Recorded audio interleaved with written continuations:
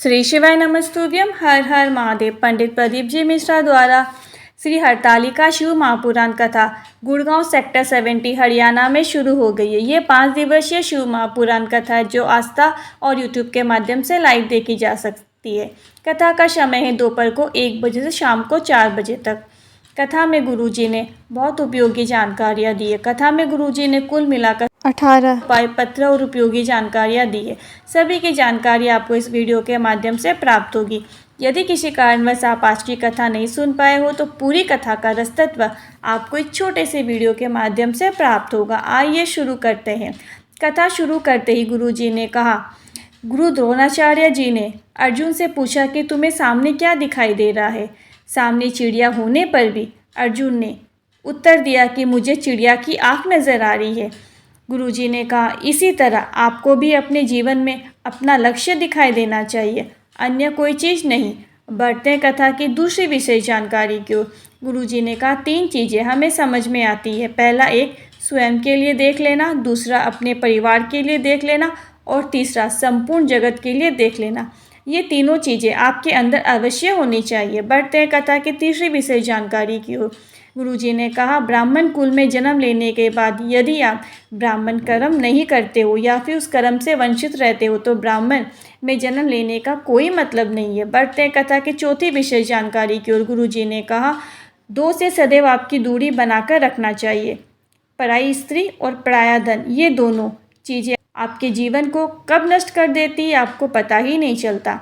बढ़ते हैं कथा की 5वीं विशेष जानकारी की ओर। गुरुजी ने कहा, धनपति बहुत होते हैं, वैभवपति भी बहुत होते हैं, सत्तापति भी बहुत होते हैं, करोड़पति भी बहुत होते हैं, पर शिव महापुराण कथा सुनने वाले पुण्यपति सब नहीं होते हैं। बढ़ते हैं कथा की 6ठी विशेष जानकारी की ओर। गुरुजी ने कहा, शिव को बेलपत्र चढ़ाने का एक तरीका होता है।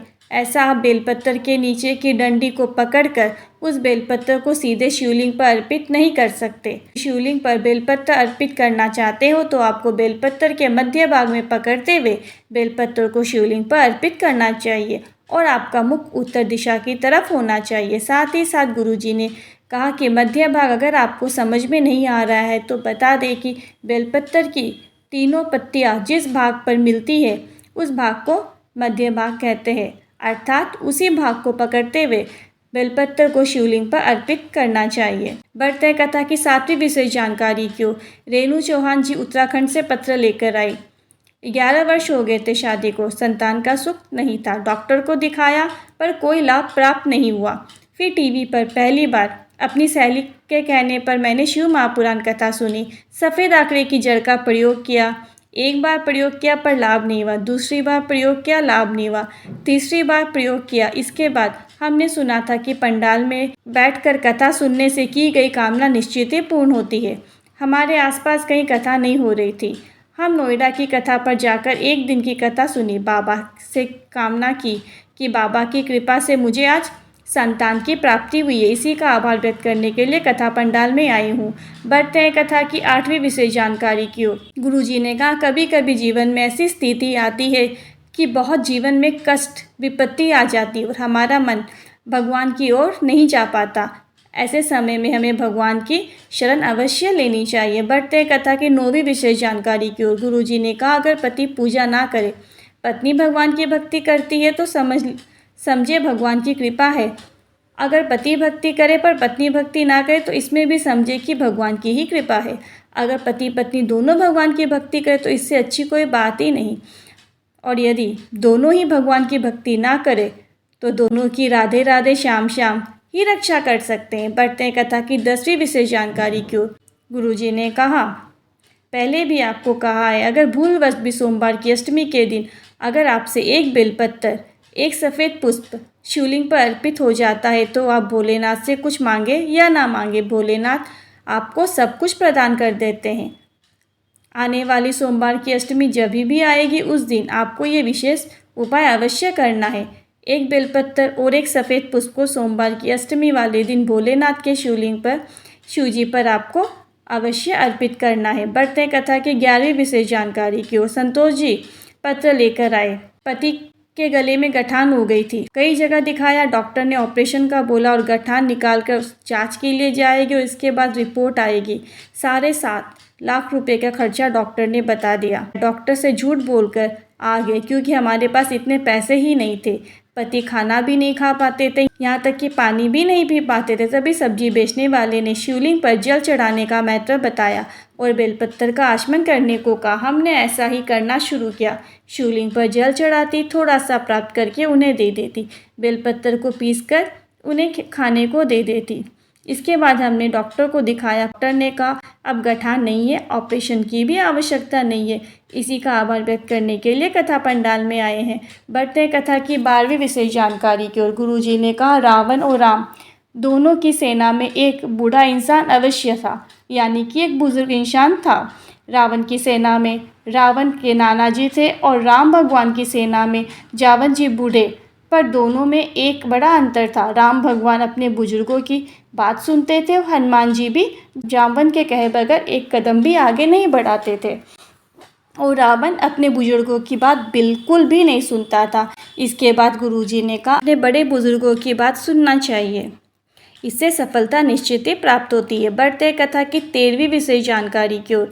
गुरुजी ने कहा अगर घर में दुख आया है, तकलीफ आई है, कष्ट आया है तो पार्थिव शिवलिंग का निर्माण करना चाहिए। पार्थिव शिवलिंग का निर्माण करके उसमें आपको 7 वृक्ष की 7 पत्तियाँ अर्पित करना चाहिए और साथ में आपको 7 चिल्लू जल अर्पित करना चाहिए। 7 चिल्लू जल से का मतलब ये है कि आपको अपनी हथेली में जल रखा हो और वह जल पार्थिव शिवलिंग पर अपनी हथेली से अर्पित करना चाहिए।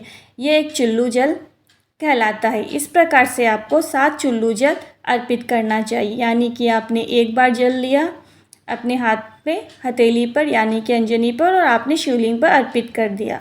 फिर वापस से आपने जल लिया और शिवलिंग पर अर्पित कर दिया। ऐसे करके आपको 7 बार इस तरह से जल अर्पित करना चाहिए और 7 वृक्ष की पत्तियों आपको पार्थिव शिवलिंग पर अर्पित करना चाहिए। साथ ही आप जो पार्थिव शिवलिंग का पूजन अर्चना करना चाहते हो, इसके साथ साथ आप ये भी कर सकते हैं, जीवन में आए घर में आए कष्ट निश्चित ही दूर हो जाता है।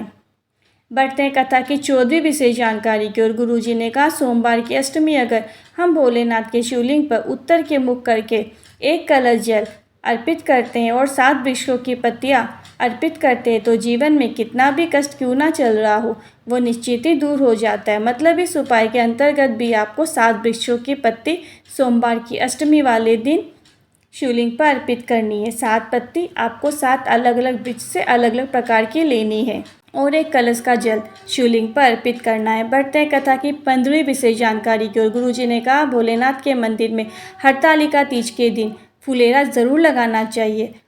आप अपने घर पर भी फुलेरा को तैयार कर सकते हैं और भोलेनाथ के मंदिर में जाकर शिवलिंग के ऊपर उसे लगा सकते हैं। हरतालिका तीज के दिन फुलेरा का दर्शन अवश्य करना चाहिए।